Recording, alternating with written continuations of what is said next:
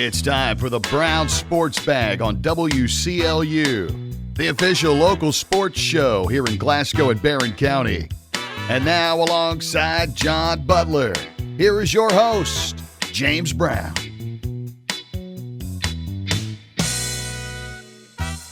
Welcome back to the Brown Sports Bag this week. James Brown, John Butler, and for those people who do not realize this, it's a month away till basketball season starts, and the football season's not even technically over yet. But as we do every year here on this show, we ask basketball coaches to come in and talk about their teams, and we get off to a pretty good start here because Caverna has a new basketball coach. It's actually their second new basketball coach since May. And this is Coach Josh Pittman. He took over, I believe in July is when he took over the program. And, you know, you can go look at our website. You can read the stories about the different situations that have occurred. But nonetheless, Coach Pittman is here to talk to us about the Caverna Colonels. And I guess my first question for you, Coach Pittman, is how did you find Caverna? Because I believe you were in New York when the job came open. Yeah, that's a good question. People are probably like, how did you come from New York City to Cave City? But obviously I was grown up in Kentucky, so I was familiar with the program, and when it came open, somebody gave me a call and asked if I would be interested in it. And at first I really didn't think much about it, just because I was in a good situation in New York. But as I thought about it, talked to my wife about it, it just became more and more apparent that it was a good program. It was a good situation. You know, and I think we're expecting our first child in January, so it was an opportunity for us to get closer to home, too, which was nice. Yeah, because you're originally from Louisville, right? Correct. And so I guess you were kind of looking to get back in this direction, but Caverna wasn't the place that you were necessarily looking at. Correct. I mean, I'll be honest with you. When I looked it up, I've heard of it, but I was like, Cave City, where's that? And then obviously driving down 65, I knew when I saw Dinosaur World, I was like, yep, that's the exit. So that part of it stuck out. Yeah. So what were the parts of the program that were appealing to you once you did hear about the opening? I think anytime you take over a program, you first talk with the administration and see how serious they are about it. Mm-hmm. And I kind of told them my vision and kind of what it would entail, and they were all about it. And I said, this is what we would need to be successful. So I had great support from the principal, the athletic director, the superintendent. And so that part of it, I knew once I had the administration support, and I'd followed them closely enough to know that there's enough talent there. So it was kind of a perfect match where you've got great kids, great talent, and a great administration. Now, when you say your vision for the program, what is that? I think first and foremost, I just want these kids to be better people at first. You know, you talk a lot about culture when you take over a program and what that looks like. Mm-hmm. My main thing is I want them to change their habits, because the habits will lead to better things. And so I think that's the most important thing, is getting them to do the right things off the court, and then the things on the court will take care of themselves. Yeah. You and John have some things in common beyond coaching basketball. He was a longtime basketball coach for the Barren County Trojanettes. You're also Louisville alum, and have, I guess, but we were coming here, and I was just going to let you guys tell Louisville stories, but I think maybe we need to stick to basketball at the moment. But so John probably has some questions related to the things you learned during your window of time at Louisville, because you were there with a pretty special coaching crew led by Rick Pitino, but it also had a heck of maybe one of the best assistant staffs that's maybe ever been assembled, really. Yeah, it was a really good staff. Obviously, with Coach Pitino, he's the best of the best, and in my mind, one of the best coaches to ever coach the game. But when you talk about assistants, Kevin Willard was an assistant who's now the head coach at Villanova. Mm-hmm. Marvin Menzies was an assistant there who went on to be the head coach at New Mexico, and now he's at UMKC, a Division I school in Kansas City. And then obviously Steve Masiello was also an assistant there who did great things at the University of Manhattan. And now he's at St. John's. And as well, our video coordinator was Dan McHale, who was at Eastern Kentucky as well. Yeah. And then another support staff was Brian Merritt, who he's now an assistant at Bryant University. So you're talking about 4 or 5 Division I head coaches on the same staff, which is extremely rare nowadays. Right. John? Well, yeah. I mean, you probably could not be trained by any person better than Rick Pitino. I mean, he's the best of the best.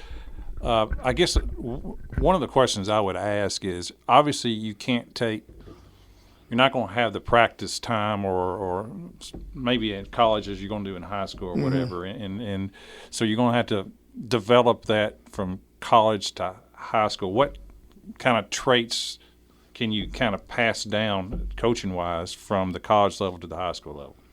Yeah, I mean, I think the first thing is it takes hard work. I'm not saying hard work gives you, if you work hard, you'll accomplish everything, but without hard work, you don't have a chance at anything.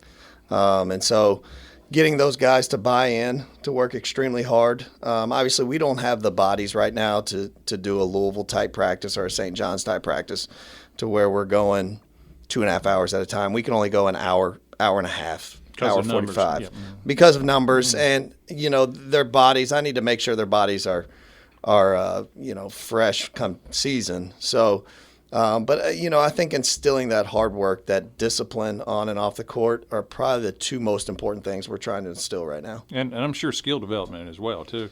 I mean, there's I don't care how good you are, you can get better, and I'm sure skill development this time of year too is a big part of your practice as well. Yeah, I think obviously Coach Pitino's known for skill development, individual instruction, and we do a lot of the same stuff that he does. I tell our guys all the time, we mimic whatever they do. The drills are the same, individual instruction. And so we do about 45 minutes out of the hour and a half right now. Sometimes it's up to an hour of strictly just shooting, conditioning, ball handling, things like that. I was looking at your schedule here. You do open with Fort Knox and then a district game against Hart County. I'm sure everybody in Caverna has told you how important that Hart County game is for you because it's the old rival of Caverna there, Hart County. And then you play Barren County. We'll have Warren Cunningham. He's the head coach of Barren County coming in after you here to talk about his season. Mm-hmm. And then it's another district game with Greene County. And, of course, it was kind of a dogfight between Caverna and Greene County last year. There was, they became a rivalry just out of nowhere, and I think it was part of it was some of the kids that were at the 2 schools were rivals with each other. Whenever you look at your schedule and, as the season goes along, what is it that you want to see from your team as the season progresses? I think early on what I'm harping on is I want to see how they handle adversity, most importantly. And so I think the games early – on the road at Hart County. You're talking about a district rival. I'll be honest with you, I'm not too familiar with them. But as of right now, I'm focused on Fort Knox. That's my main concern. And then come December 3rd, we'll worry about Hart County. But obviously, early on the schedule, a lot of our games are on the road and in hostile environments. And even Greene County at home, that's an intense type environment, and I want to see how they maintain their composure, and are they mentally tough enough to go into these tough environments, and get a win and play the right way. Yeah, I was wondering because there's a lot of the preseason stuff has Caverna ranked in places we've not seen them ranked in years, really, and I wonder, you obviously want your team to be a good team, but I mean, what kind of pressure do you think that puts on you or the players, or does it to have these preseason expectations? I think there is pressure this year. We're not going to shy away from that. I'm not going to tell you I don't feel pressure to win. I feel pressure to get these guys to do the right things. But if we do our best, and our best is the regional final, our best is the regional final. Yep. If our best is a district runner-up, our best is the district runner-up. And I'll live with that. Do I think we have the potential to do something really cool? I do. Are we that team right now? No. We're a middle-of-the-pack 5th region team, and I know coaches are going to be like, that's crazy, coach. But I'm telling you right now, we're a middle-of-the-pack 5th region team. But we have the potential to obviously compete for a 5th region championship. But, that's a few months down the road. I'm not too concerned about that. I concentrate on what today. I worry about today. Tomorrow I'll worry about practice from 5:30 to 7:30 and see what we can do and try to get a little bit better. But if we can just get better and better every day, the results will take care of themselves. Yeah, I think the good news too about the pressure is that I have to remind them too.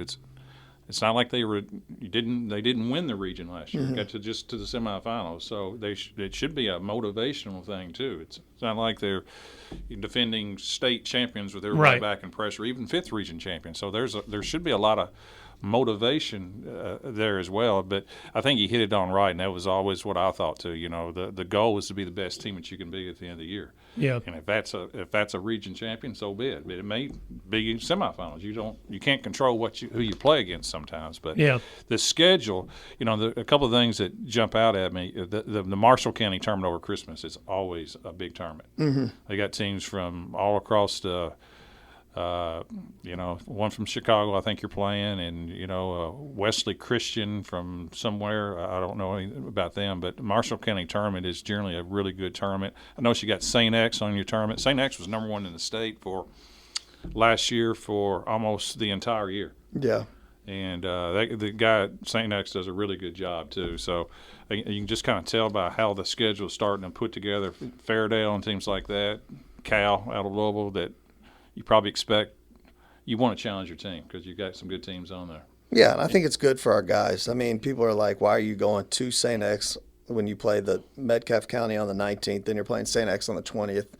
Does it make sense? Probably not. I think a lot of coaches are like, what are you doing? And, come February, I may say, I have no idea what I'm doing. But I felt like it was an opportunity to play against probably the preseason number 1 team. And obviously the Marshall County tournament is going to be a great tournament. And then after Christmas, we're going to go play in the Lexington Catholic tournament, which that's going to be on there. Okay, that's good. That's going to be another great Absolutely. tournament. And then we're adding, a game against J-Town out of Louisville, which is going to probably be a top 2 or 3 team in the 6th region. So, I tell our guys all the time, if we could go play St. John's, I'd go play St. John's right now. If it's good for our kids. Good exposure for some of your players, and too. It gets their names out, and it's, let's be honest, it's good for high school basketball. Mm-hmm. I was going to say probably part of the expectation, and we'll talk about your players a little bit, is the fact that you are returning Jalen Crane as a point guard. He had to be at least part of the attractive part of taking the job when you've learned a little more about him. And he's projected to be maybe the best or one of the top 2 or 3 players in the 5th region this year. And I think some people would say he might be one of the best guards in the state. So I'm sure that's part of this preseason anticipation is having a point guard coming back like that. Yeah, I mean, he's really good. I don't know a lot I'm still learning the players in the regions. Yeah. So I haven't seen everybody or anything like that, but I know he's really good. And I tell people this, if I was at Manhattan, I would have offered him. Mm-hmm. He's that good of a point guard.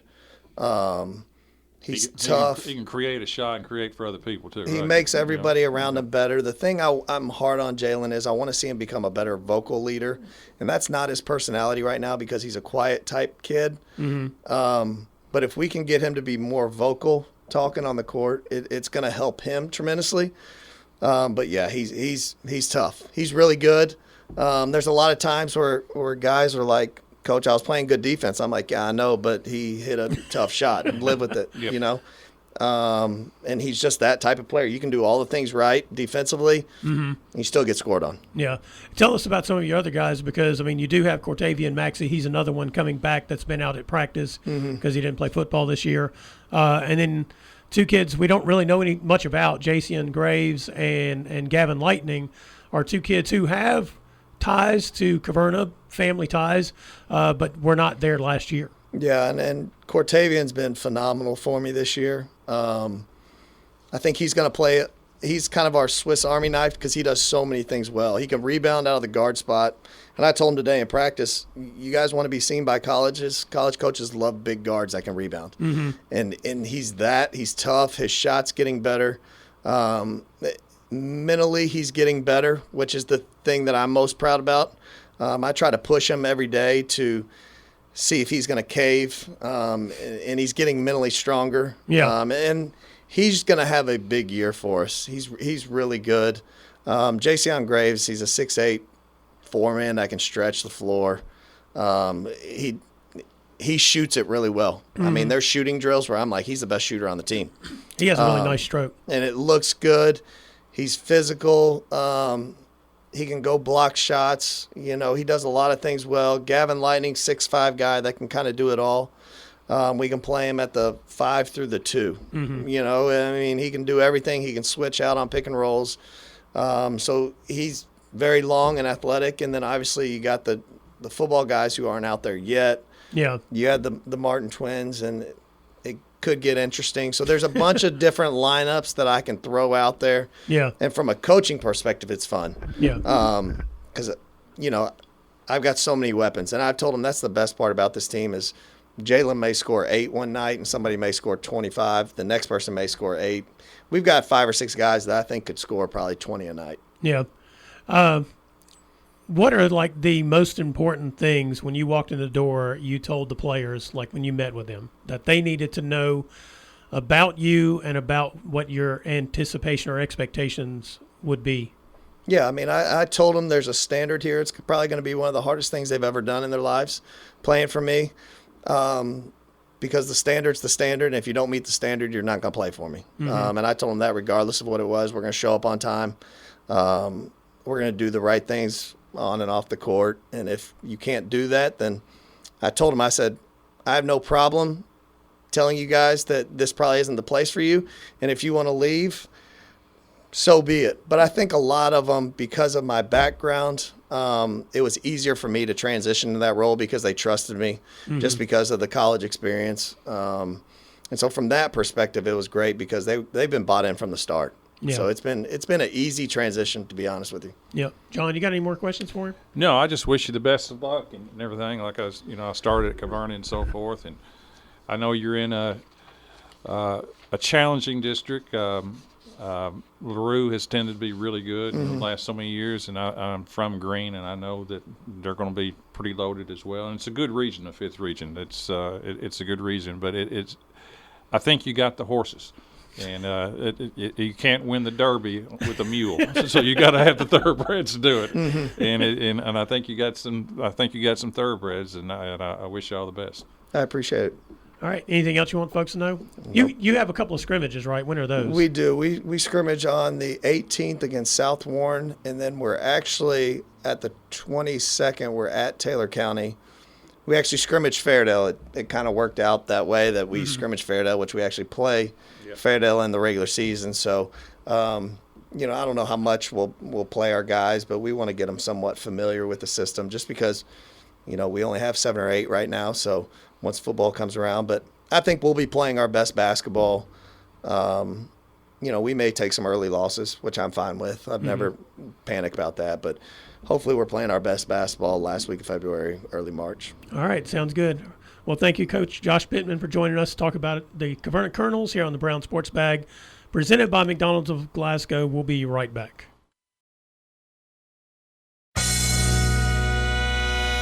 Presented by McDonald's of Glasgow, it's back to the studio with James and John, the Brown Sports Bag.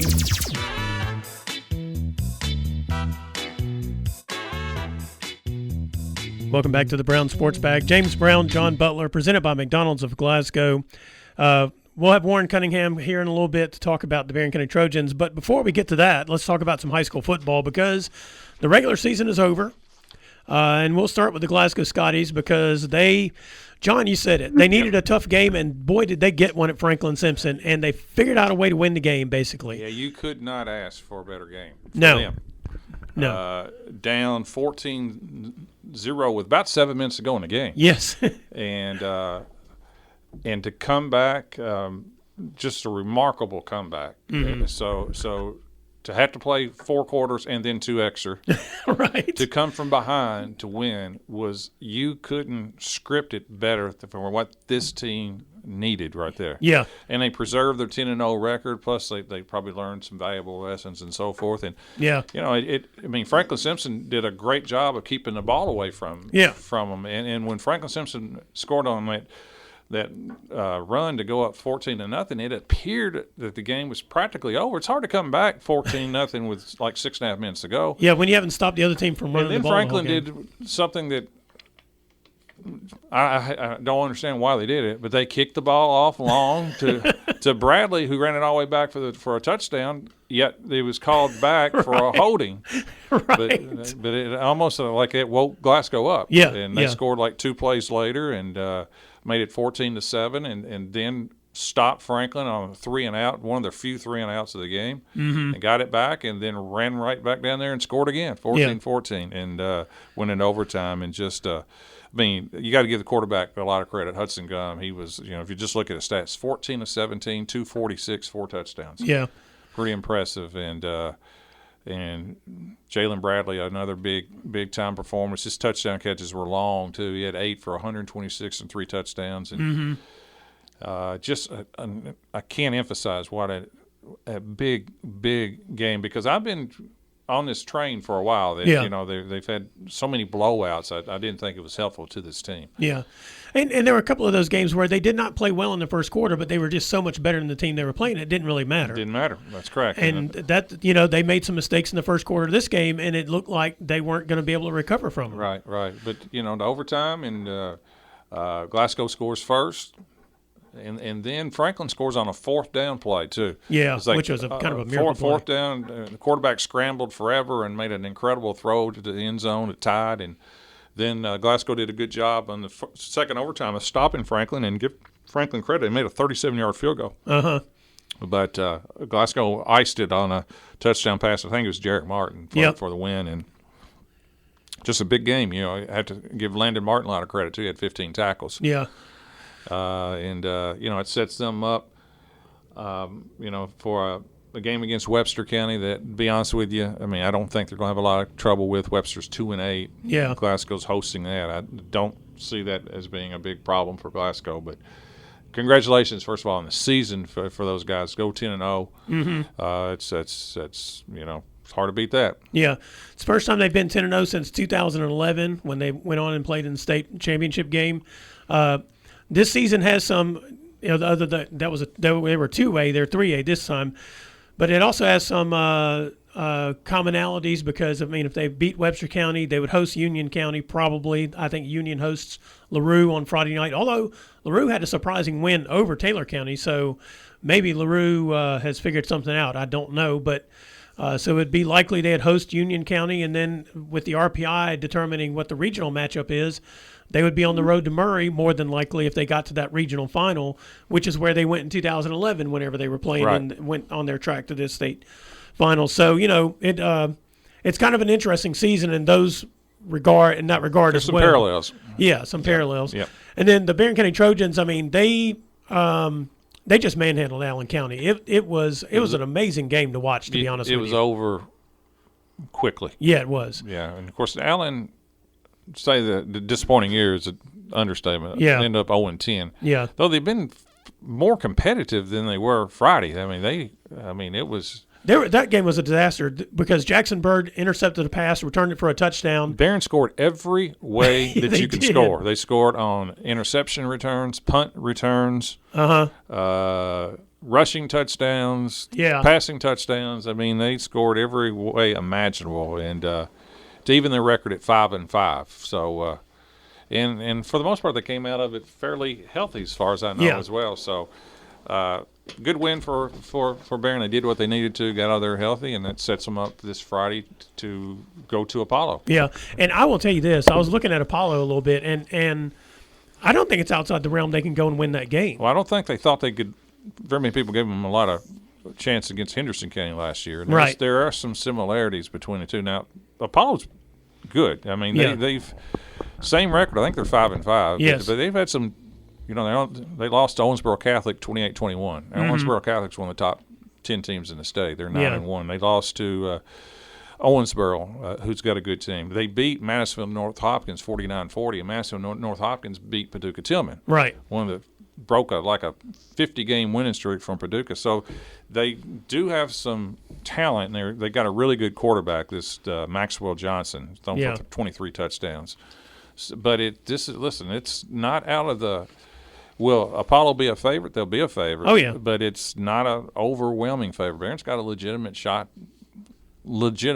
despite the amount of injuries that Barren has had the last, they've had a rash of key losses, but they're good enough to go down there and to pull the upset off.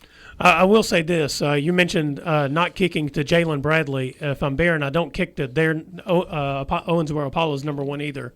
I was watching their game film against Murray. I think he returned 2 kickoffs for touchdowns in that game. He's pretty good. Yeah. I think he's also their leading receiver, and they find different ways to get him the ball. But it is kind of a classic matchup of two teams where Barron's going to try to run the ball, control the clock, and keep it away from Apollo, and Apollo likes to wing it around the field a little bit. We'll see. So it'll be an interesting thing. And then Caverna goes to Kentucky Country Day. I suspect Coach Pittman will be getting his football players Saturday. Yeah, it'll be a tough matchup. Yep. All right, it's the Brown Sports Bag presented by McDonald's of Glasgow. We'll be right back with Warren Cunningham. Presented by McDonald's of Glasgow, it's back to the studio with James and John, the Brown Sports Bag.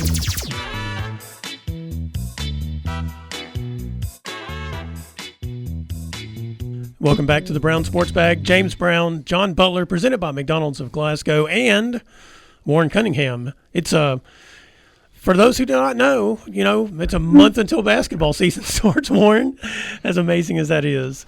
It is. It kind of seems like it sneaks up on us. Yeah. But it's closing in a hurry. Yeah, so he's here to talk to us about the Barren County Trojans and what he expects.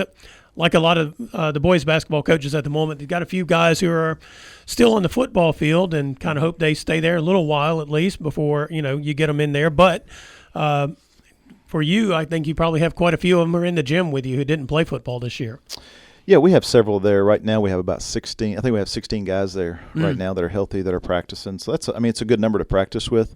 When we get the football guys, obviously there's some freshmen there, and usually our freshmen practice on their own. But we'll get 3 or 4 of the older guys as well. Some really key pieces that we think are going to play a big part on our team. But we have a good group that we're working with now, and it's a chance for some of those guys to. It's a great opportunity for some of those guys to really step up, and it gives them a chance to do some things that when we get everybody there, maybe they're not in the 10 that's scrimmaging the most, or they don't get as much individual attention. So it's a good time for us right now to really focus on some little things and get some individual improvement as well. I guess it's a good bit different than last season was for you, because I think you had like 7 coming from the football team last year, and so you were, I guess, key players too, not just like 7 bodies, but 7 key players. So you were a little bit slow out of the gate last year, maybe trying to get those guys into basketball shape. Yeah, it was, and those guys were very experienced, so that part was really good.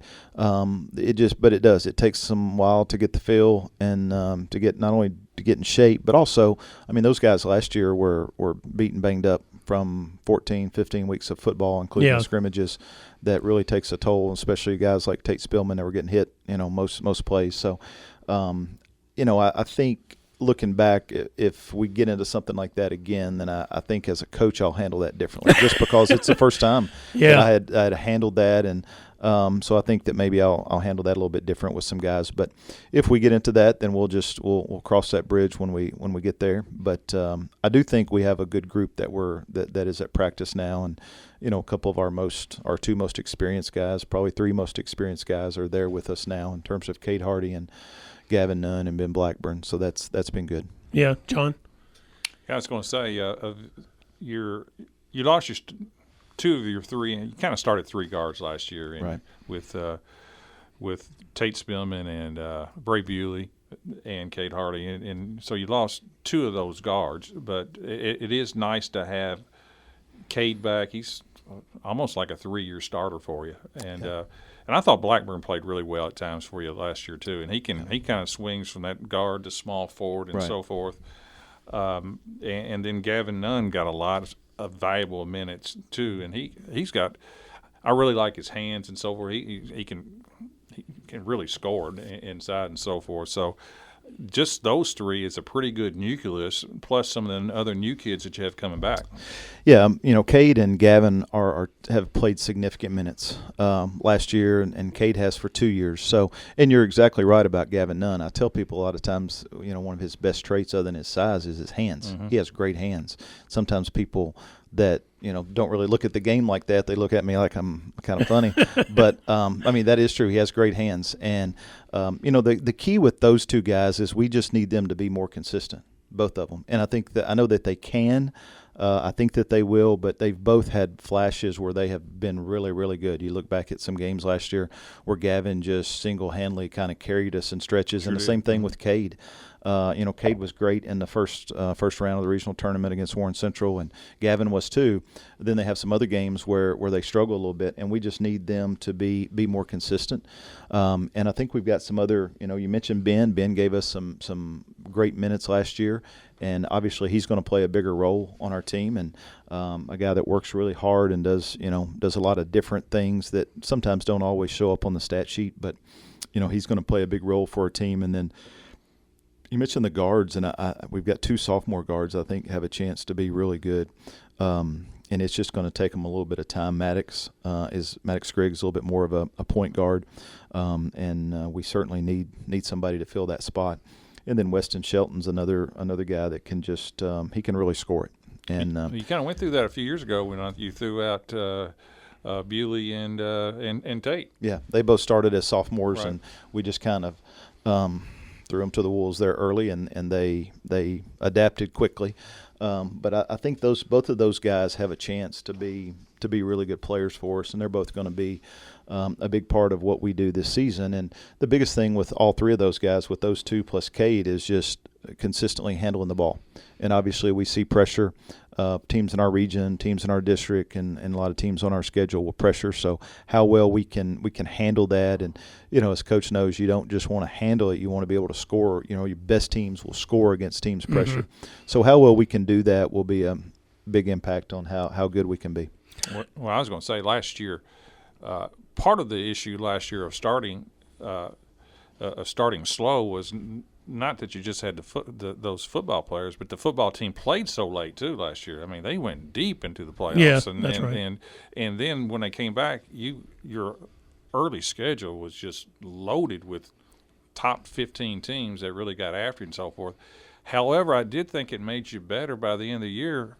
When you faced the Warren Central and pulled off the upset in the region and got to the semifinals of the region, I think it kind of helped you to get through all that. And you may be facing the same thing because your early schedule this year is loaded as well. Yeah, it is, and I do think it helped us. I could start to see us turning the corner when we were in Vegas, because we played some really good teams there. And I thought we beat a really good team. We were very competitive with a couple of teams there that were very similar to some of those teams that were beating us pretty good early in the season. So I thought it just took us a little bit of time, and credit to our guys that just continued to, they didn't lose confidence, just continued to work and hang in there. So and this team may have to do the same thing, but we'll just kind of see how all that goes. But I know that our schedule's tough, especially early on there. Just like you said, we play, we open with Green, we play Caverna early, we play South Warren, we go to E-Town early. So we've got a really, really tough schedule there to start. So we'll just kind of see how it goes. Back to the players that we were talking about, there are 2 on your roster that kind of stand out to me because they didn't play last year. Now, one of them, Jackson Bird, was on the team, but he had broken his hand during football season, so he really didn't get to play, and he hadn't played for a couple of years before that, I think. And then Cameron Pittman, I guess, opted not to play last year and focus on golf more, but they're both out this year, hopefully healthy. Right. And they both bring you some size and athleticism that you probably didn't necessarily – I guess you probably wouldn't have without the 2 of them. And one of the most interesting things about both of those guys is that both of them have played in the summer with us the last 2 years. Right. And they haven't played any varsity games. Right. I mean, that's very unusual. But last summer, not this summer, but last summer, Cameron Pittman started a lot during the summer. So did Jackson Bird. And for different reasons, they didn't play during the season. And then this past summer, they both played a ton over the summer. And I think it's 2 guys that can help us. You look at the regional tournament game against Clinton, we needed another post player defender in there and with some length, and both of those guys bring that in a little bit different way. Cam is a little bit more of a perimeter guy that can guard and play around the basket. He shoots it a little bit and brings some length and, like you said, athleticism to our team. Jackson Bird is a big, strong, physical athlete. Probably going to be more around the basket more so than Cam, but I'm really excited about both of those guys because they're going to help our team, help us guard around the basket. They can help us rebound, and like I said, Cam can make shots, and Jackson's going to be able to score around the basket. When those guys were younger, Jackson Bird was the best player in the group, and he's had different reasons that he hasn't been able to play. But I'm excited about both of those guys. Another guy that has practiced really well that's going to help our team is Carson Browning. Mm-hmm. He just continues to grow. He's long. He's very active and does a lot of really good things for our team.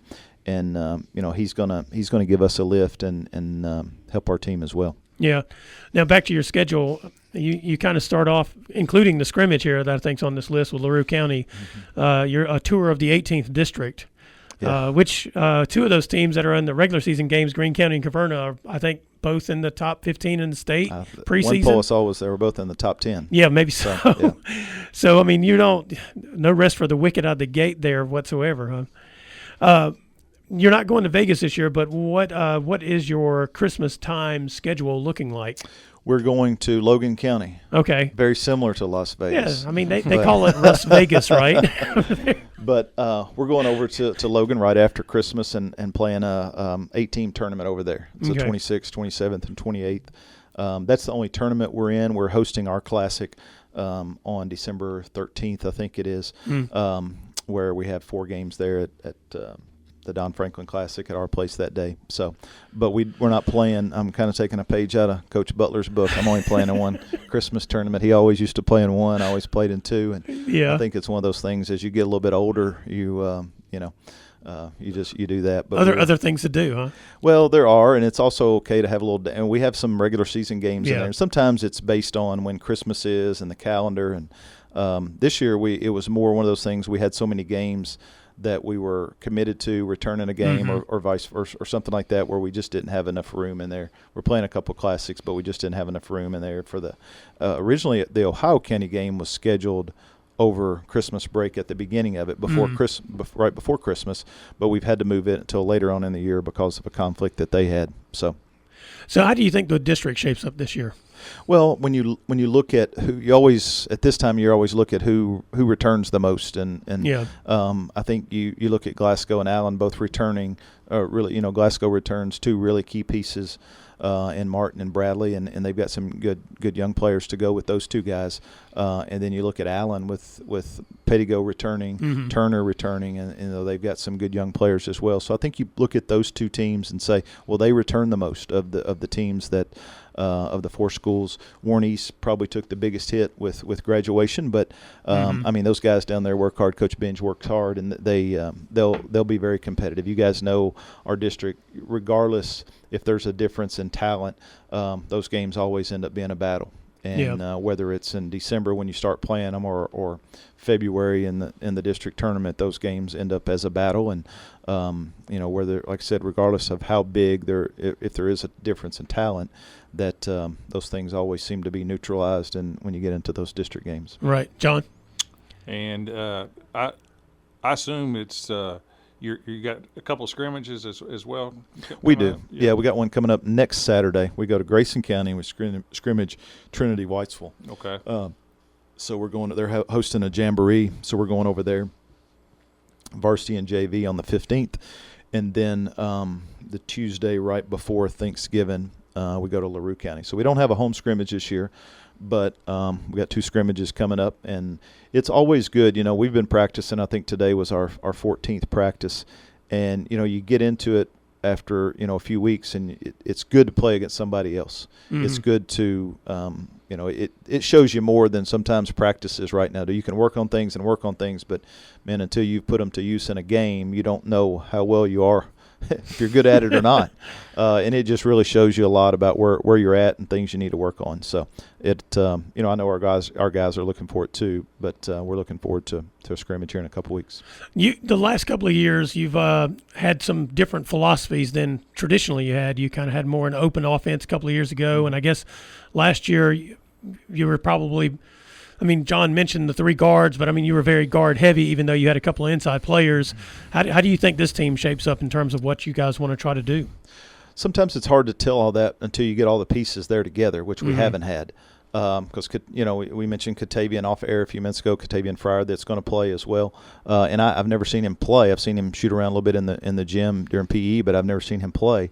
When you look at our roster, we're a little bit more post-heavy this year than we normally. I mean, usually every high school team has a ton of guards, and we do have plenty of guards, and we've got some good ones, but we don't have as many as we did the last few years. Usually it's like, man, I got 7 guards. How am I going to play them all?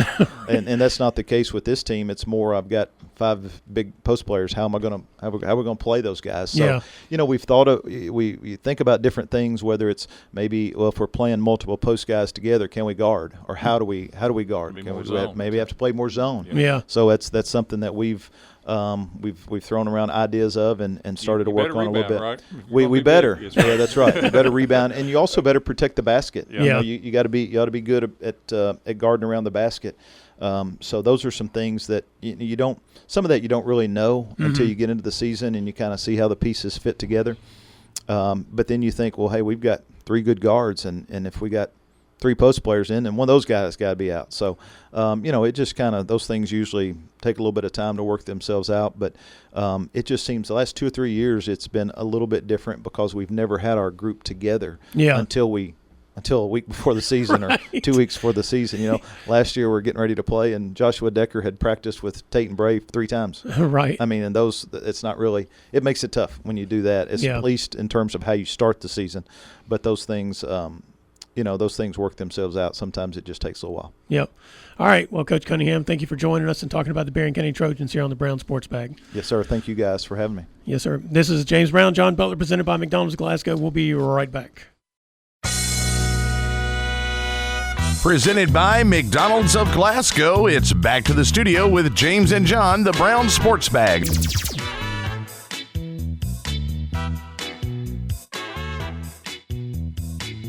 Welcome back to the Brown Sports Bag. James Brown, John Butler, presented by McDonald's of Glasgow. I want to thank Caverna Colonels coach Josh Pittman for joining us, and Barren County Trojans coach Warren Cunningham for joining us. Warren may be one of the people who's been on this show the most, John, through the years, just as an athletic director and coach and his other roles that he's had to play. And Pittman's first time on here. I thought it was 2 fun interviews, to be honest with you. It was good. Meanwhile, the World Series wrapped up Saturday in dramatic fashion, which was perfect for this World Series because this was probably one of the best World Series ever played, I'd have to say. And, I mean, I'm not a big watcher of baseball, obviously. I think it's fair to say. Yeah. I can't think of one better. I'm not going to say it's the best because you kind of get caught in the moment. Yeah. But it went 7. I mean, and almost every game was close. Had one game went 18 innings. Yeah. The last game went, I think, 11. Mm-hmm. Just a fantastic series, to be honest with you. And give the Dodgers credit. I mean, Toronto, almost you feel bad for them in a lot of ways. But Game 6 ended in a double play. Mm-hmm. A line out to the left fielder who doubled up the runner going back to second. Yeah, what a smart play that was, incredible. Well, smart on the left fielder, not real smart on the base runner. Yeah, well, left fielder and the guy covering second base just to be. Well, he made a great catch. Yeah, Rojas that's right. made a great catch because it short opt him. And then Game 7 ends in a double play, in which Toronto has a runner on first and third with. Actually, it was with 1 out and with 1 out and ends on a double play. But I mean, just play after play after play. It looked like Toronto had it won in the 7th inning, and Rojas, who was basically benched the last half of the year, just didn't hit much. They end up starting him. He hits a homer in the I think the 8th inning to tie it at 4-4. Yeah. And then Will Smith, University of Louisville, by the way, catcher, hits the go ahead in I think the 11th inning to put them up 5-4, and of all the things, probably the most amazing is in today's time the starting pitcher Yamamoto gets 3 of the 4 wins. he throws 8 innings on the night before. I'm trying to go back. 8 innings on Friday night. Yeah. And gets the win, and throws over 90 pitches, and comes back the next day, which nobody does anymore. I mean, nobody even thinks you're capable. No, you're done for 4 days usually. And he comes back the next day and goes 3 innings and gets the win. Just and is the MVP of the series. Just. And like I said, I feel bad for Toronto. I don't think they really lost it. The Dodgers just went out down 3-2, just went out and won the last 2 games. Just a great series. Yeah, you consider probably 3 of the Dodgers' wins in that series were 3 of the best World Series games probably anybody could ever think of seeing. Yep. I mean, just the individual games themselves were a play here, a play there kind of situation. Like you mentioned, the Game 6 was that way, and the Game 7. I mean, they were both just amazing plays, by both teams, and then one of them just makes the final amazing play, really. Right. It kind of I thought about the Blue Jays and the Braves in the early 90s. Completely different series. That one was all about the pitching. Yeah, they said a lot more offense. Yeah. They had great pitching, too. Don't get me wrong. They had great pitching, but also had home runs and I don't know if the Dodgers ever got Guerrero out for Toronto. He's incredible, and Ohtani was probably walked 20 times. Yeah, right. But still, but then it came down to the people a lot of people don't know about. Rojas, the center fielder that the Dodgers put in who hadn't been able to hit makes the catch against the wall to save that game as well. And then of course Will Smith is. People in baseball know about Will Smith, but still getting the he's not one of the superstars. Not one of those. He gets lost in that. Yeah, but a great player. Yeah, well, it was everything. It was everything anybody could want from a World Series, and like I said, I don't watch a whole lot of the Major League Baseball just because a lot of times it doesn't interest me that much. But that was a World Series worth watching. Yep. For anybody. All right, it's Brown Sports Bag presented by McDonald's of Glasgow. We'll be back next week. You've been listening to the Brown Sports Bag on WCLU. Be sure to join James and John again next Monday at 4 for another edition of the Brown Sports Bag.